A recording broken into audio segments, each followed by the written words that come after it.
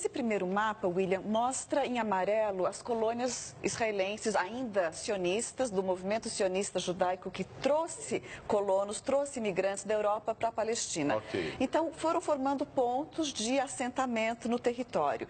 Em 47, até 46 havia essa realidade, em 47 a ONU votou a partilha da Palestina na medida em que existia um conflito na região. Votou-se a partilha, o território verde designado para a criação de um Estado árabe palestino e o território amarelo designado para a criação de um Estado judeu, e Jerusalém seria uma zona administrada pela ONU pela importância para as 3 religiões monoteístas. Mas isso não aconteceu, né? Não aconteceu. Só no papel, que quem administrou mesmo foi Israel. Claro, porque em seguida, em final de 47 começa uma guerra civil, em 48 começa a guerra árabe-israelense. E com essa guerra, Israel expandiu seu território para todo esse amarelo. Então, isso aqui nunca saiu do papel. O que aconteceu foi essa realidade em que o recém-criado, o Israel, se funda nesse momento, conquistando 78% do território da Palestina histórica. E Jerusalém ficou exatamente aqui, dividida ao meio. A Jordânia, que veio ao socorro dos palestinos, estacionou suas tropas e conseguiu defender Jerusalém Oriental, onde está a Cidade Velha, onde estão os monumentos históricos. Então, a Jordânia ficou com Jerusalém Oriental, administrando ela em nome dos palestinos, de cujo território, né, a quem pertence o território, historicamente, e o Jerusalém Ocidental israelense. A ONU reconheceu exatamente isso, essa divisão de Jerusalém entre árabes, palestinos e israelenses nesse momento, porque houve um armistício em 49 e a situação concreta ficou como sendo essa. E agora vem o Trump? Porque em 67, o que aconteceu foi que Israel invadiu a Cisjordânia, toda essa parte, a faixa de Gaza, as colinas do Golã da Síria e também o Sinai, que já foi devolvido para o Egito.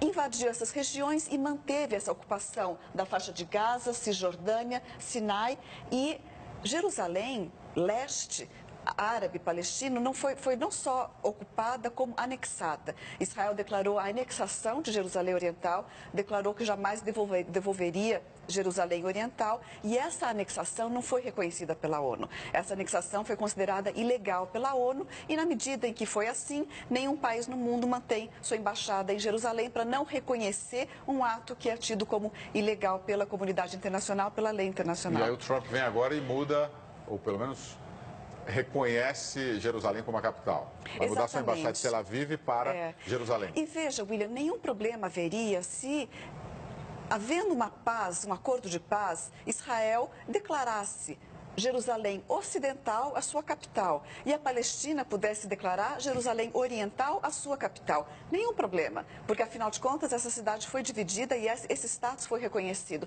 O problema é que, como existe um ato de posse forçosa, ou seja, como existe um ato de conquista de Israel de uma metade que não é dela, então não se aceita que ela declare essa capital, essa cidade unificada como sendo a sua capital, toda ela. Se ela aceitasse ficar com metade, nenhum problema haveria do ponto de vista da ONU, da comunidade internacional. Mas e agora? A ONU tem força suficiente para pressionar os Estados Unidos ou Donald Trump para rever a sua posição, porque o próprio parlamento americano já exigia essa transferência da embaixada de Tel Aviv para Jerusalém desde 1995, né? E só que os presidentes eles iam atrasando essa decisão, não é? E houve já um momento no passado que os Estados Unidos teve embaixada ali, algum outro país latino-americano pequenininho teve embaixada e depois tirou por pressão internacional.